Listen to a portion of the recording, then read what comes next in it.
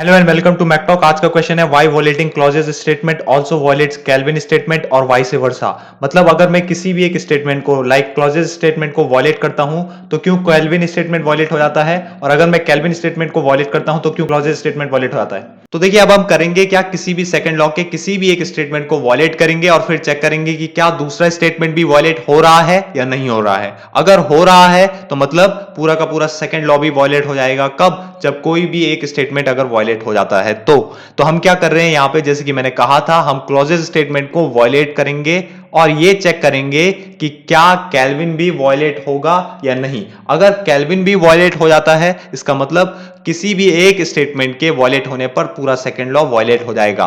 तो क्लॉजेस के अकॉर्डिंग वही मशीन पॉसिबल है जो लो टेम्परेचर थर्मल रिजर्वायर से कुछ हीट लेती है और उस हीट को दे देती है कहां?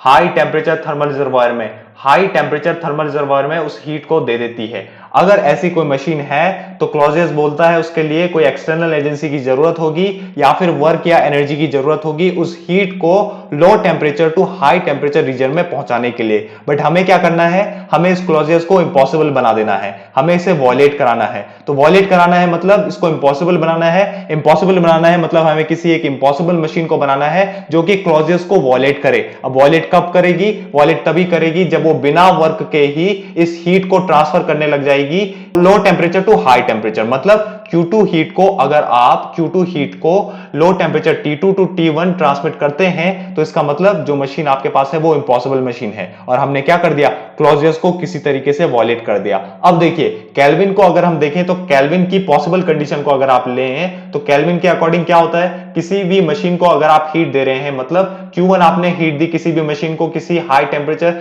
थर्मल रिजर्वायर से T1 से, और वहां से आपको क्या मिलता है? कुछ वर्क मिलता है जैसे कि आपका हीट इंजन, और आउटपुट में कुछ हीट रिजेक्ट होती है किसी low temperature thermal reservoir T2 temperature वाले, क्योंकि क्लॉजेस हमेशा बोलता है कि हीट एक्सचेंज दो थर्मल रिजर्वायर के बीच में होनी चाहिए, अदरवाइज आपकी मशीन इंपॉसिबल बन जाएगी। तो इसका मतलब ये क्या है? ये है केल्विन की पॉसिबल कंडीशन। केल्विन की पॉसिबल कंडीशन हमने ले ली और क्लॉजेस की इंपॉसिबल कंडीशन ली, मतलब जिसमें क्लॉजेस वॉलेट हो रहा है। अब हमें चेक करना है कि क्या क्लॉजेस के वॉलेट होने पर केल्विन भी वॉलेट होगा या नहीं। तो देखिए, दोनों को ऐड कर दीजिए। अगर आप दोनों को ऐड करें तो आपको एक ऐसी मशीन दिखेगी जिसमें Q2 हीट ऊपर जा रही है। अगर आप यहां पे देखें, यहां पे Q2 हीट ऊपर जा रही है, यहां पे Q2 हीट नीचे जा रही है। दोनों को ऐड कर दो तो मतलब यहां पे क्या होगा? हीट कितना हो जाएगा? जीरो हो जाएगा, क्योंकि देखिए Q2 जो है वो केल्विन के केस में नीचे जा रहा है और क्लॉजेस के केस में ऊपर जा रहा है। और अगर दोनों को ऐड कर दिया जाएगा तो यहां पे एक दूसरे से कैंसिल हो जाएंगे, मतलब कोई भी लो टेम्परेचर थर्मल रिजर्वायर नहीं बचेगा। अब अगर आप इन दो हीट को ऐड करें, ऊपर देखें तो क्या बनेगा? Q1 माइनस Q2, क्योंकि Q1 is greater than Q2,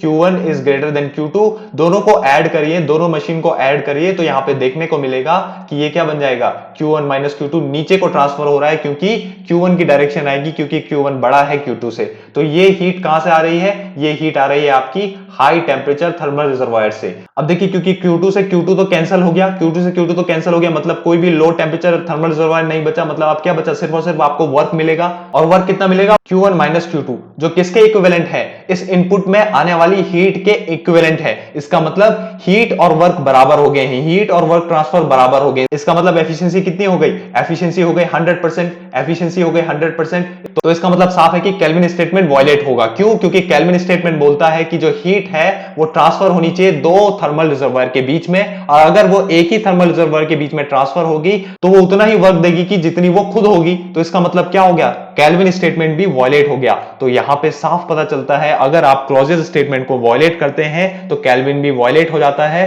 क्योंकि केल्विन के अकॉर्डिंग इस मशीन से कुछ ना कुछ हीट रिजेक्ट होनी चाहिए थी और वो रिजेक्ट नहीं हो रही है। क्यों नहीं हो रही है? क्योंकि हमारा क्लॉजेस स्टेटमेंट वॉयलेट हो गया। तो साफ पता चलता है कि अगर क्लॉजेस स्टेटमेंट वॉयलेट होता है इसका मतलब केल्विन भी वॉयलेट हो रहा है, और अगर केल्विन वॉयलेट हो रहा है मतलब पूरा सेकंड लॉ वॉयलेट हो रहा है। तो इसीलिए हम कहते हैं कि केल्विन और क्लॉजेस दोनों ही एक दूसरे के इक्विवेलेंस हैं, दोनों ही एक दूसरे के पैरेलल स्टेटमेंट हैं, और एक के वॉयलेट होने पर दूसरा भी वॉयलेट होता है। Thank you for watching this video.